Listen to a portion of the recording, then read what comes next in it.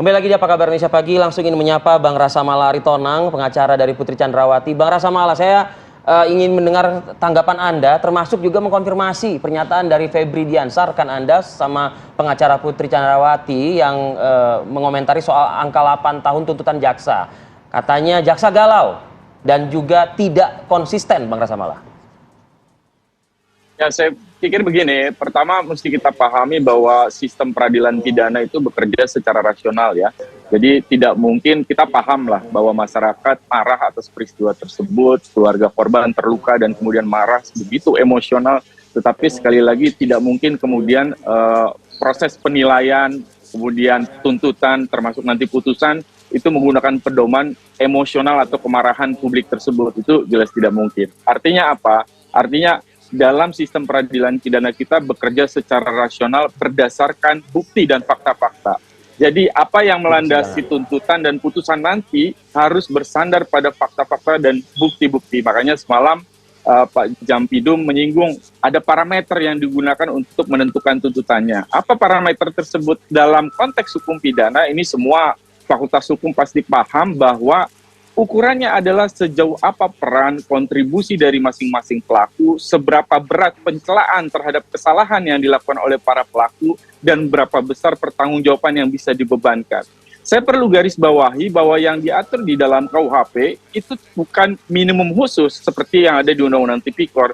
Maksimum pidana di 340 berencana adalah hukum pidana mati. Artinya ada range antara 0, hukuman 0, sampai dengan hukum pidana mati. Disitulah kemudian harus ditentukan baik oleh jaksa dalam surat tuntutannya yang sudah dibacakan maupun hakim menentukan. Bagaimana menentukan dari 0 sampai dengan pidana mati, range itulah dengan parameter-parameter tadi juga mempertimbangkan soal aspek-aspek apa yang memberatkan dan meringankan. Sekarang saya masuk ke dalam fakta persidangan.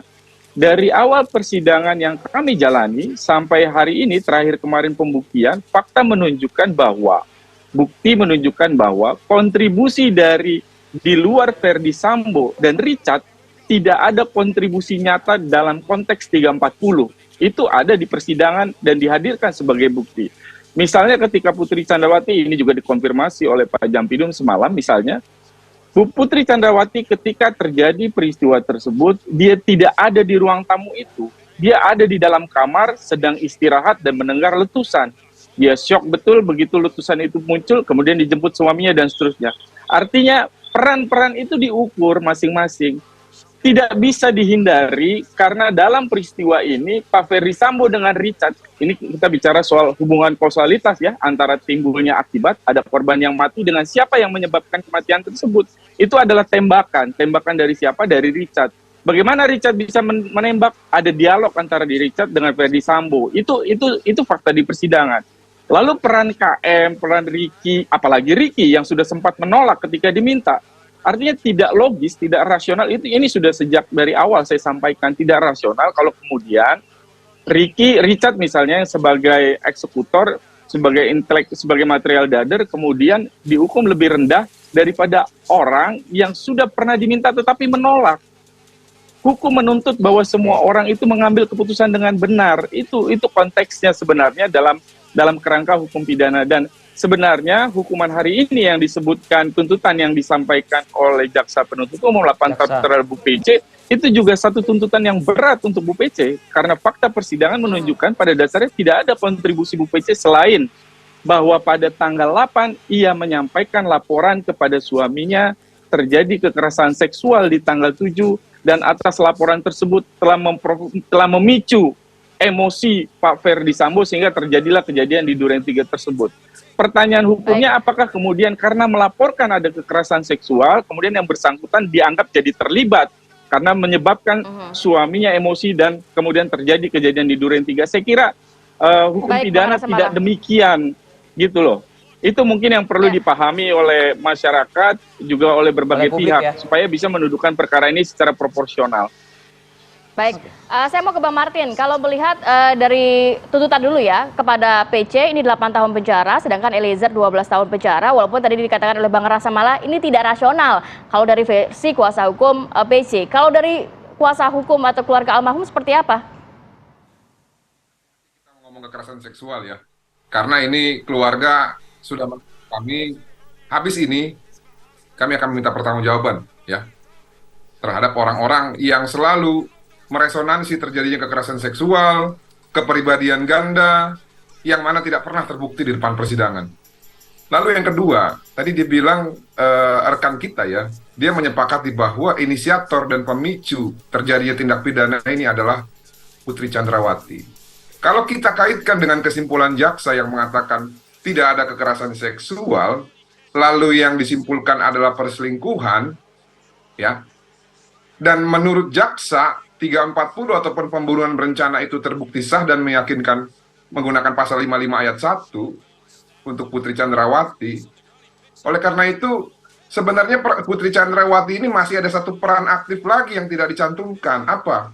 Menjadi pemicu terjadinya tindak pidana. Nah, kalau orang yang menjadi pemicu tindak pidana dihukum sama orang yang penyerta dalam hal ini Ricky dan Kuat, yang mana juga masih kontroversi, saya pikir ini membahayakan ya, Mas Fadil dan Mbak Rati. Kenapa? Nanti semua orang akan membuat laporan palsu sehingga memprovokasi orang untuk membuat suatu perencanaan pembunuhan. Nah, tadi rekan Rasmala mengatakan bahwa Putri ini tidak aktif. Ini benar-benar keliru. Kenapa saya bilang keliru? Banyak fakta persidangan yang menunjukkan bahwa Putri itu sangat berperan aktif, ya. Kalau kita ikuti surat dakwaan jaksa, setidaknya peristiwa itu ditarik dari pelucutan senjata. Tapi saya tidak akan bahas itulah. Saya hanya akan bahas poin-poin yang krusial, yaitu pada saat di lantai 3, itu ada 2 keterangan saksi yang mengatakan memang ada perencanaan. Dan sebelumnya, Kuat Maruf dan Ricky dan Putri Chandrawati naik bersama-sama menggunakan lift. Habis itu, ya, pasca dia bilang katanya diperkosa sama Joshua segala macam. Faktanya apa, Mbak Rati? Ya, mereka secara bersama-sama menggiring Joshua yang katanya pemerkosa ini pergi ke Jalan Duren 3 untuk dibantai. Nah, ini juga berkesesuaian dengan pasca penembakan, Putri itu menggunakan celana pendek untuk melakukan pengkondisian dan penyesuaian dengan dalil kekerasan seksual yang sudah direncanakan sebelumnya untuk menghilangkan nyawa Joshua. Jadi kalau dibilang tidak aktif, ya menurut saya ini keliru ya, totally keliru. Nah, lalu tadi mengatakan rekan Rasmala bahwa janganlah persidangan ini ya, ataupun pembuktian ataupun penilaian dari jaksa itu secara emosional ya, ataupun melihat dari reaksi sosial ataupun reaksi keluarga korban. Ini juga menurut saya sepenuhnya juga tidak benar ya. Kenapa? Karena banyak kesempatan juga dalam persidangan pidana, saya lihat jaksa itu justru mewakili korban dan masyarakat. Apa itu social justice? Jadi kita tidak boleh ketika kita membuat suatu kontribusi nyata dan membuat kegaduhan di negara ini, lalu tiba-tiba kita bilang, oh publik tidak boleh bereaksi, oh keluarga tidak boleh emosional. Itu yang dirasakan oleh keluarga. Dia minta keadilan, ada dasarnya. Jadi kita tidak boleh membatasi ya. Baik, nanti ditanggapi lagi oleh Bang Rasa Malaritonang, Bang Martin ya, dari pernyataan Anda, dan ditahan dulu Bang Marmer. Ya. Kita jeda dulu sejenak, kami akan kembali saat lagi.